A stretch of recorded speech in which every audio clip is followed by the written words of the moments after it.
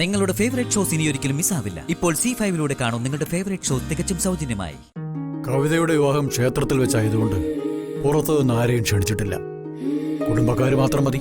ഗൗതമിന്റെ ആൾക്കാരായി എത്ര പേര് വരുമെന്ന് അറിയില്ല. എന്തായാലും 19 പേർക്കുള്ള ഭക്ഷണമെങ്കിലും റെഡിയാക്കണ്ടേ?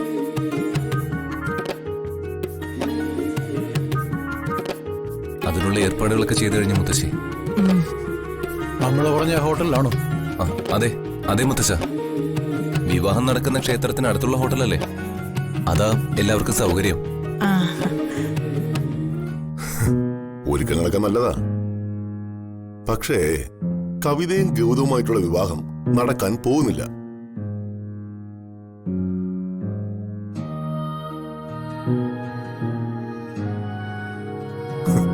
വെറുതെ കൂടെ കാശ് മുടക്കാം, അത്ര തന്നെ. അതെന്താ നീ അങ്ങനെ പറയുന്നത്? അങ്ങനെ എന്റെ മനസ്സ് പറഞ്ഞു. ഒരു നല്ല കാര്യം നടക്കാൻ പോകുമ്പോ ചെറിയച്ഛൻ ഇങ്ങനെയാണോ സംസാരിക്കുന്നത്? ഞാൻ സംഭവിക്കാൻ പോകുന്ന കാര്യം സൂചിപ്പിച്ചെന്നേ ഉള്ളൂ. എന്ത് കാര്യം? വിവാഹത്തിന് എന്താ തടസ്സം?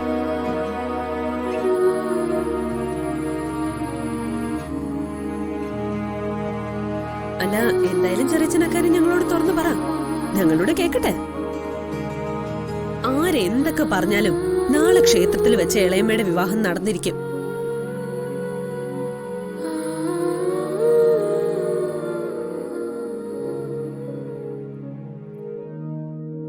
ഇനി അതേക്കുറിച്ചൊരു തർക്കം വേണ്ട. ചെറിയ ചടങ്ങേ ഉള്ളെങ്കിലും കവിതയുടെയും ഗൗതമിന്റെയും വിവാഹം മംഗളമായി തന്നെ നടക്കട്ടെ.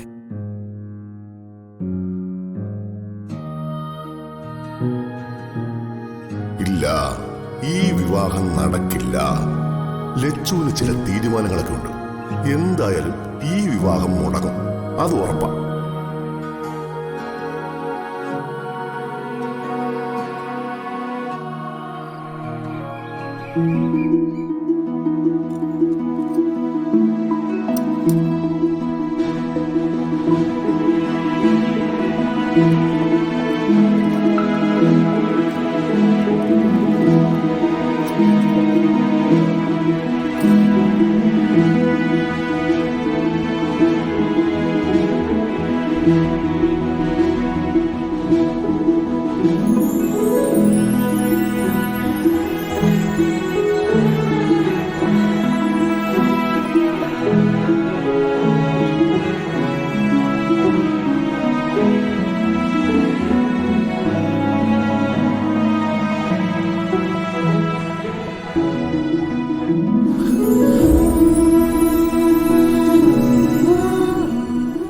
അച്ഛാ, ഇറങ്ങാറായില്ലേ?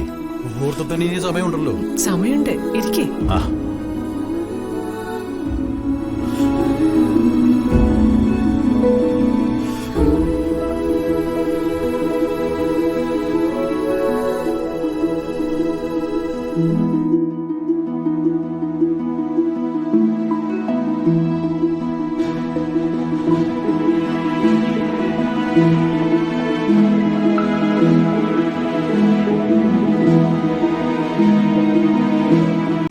ഡൗൺലോഡ് ചെയ്യൂ C5 ആപ്പ്. കാണൂ എല്ലാ എപ്പിസോഡുകളും സൗജന്യമായി.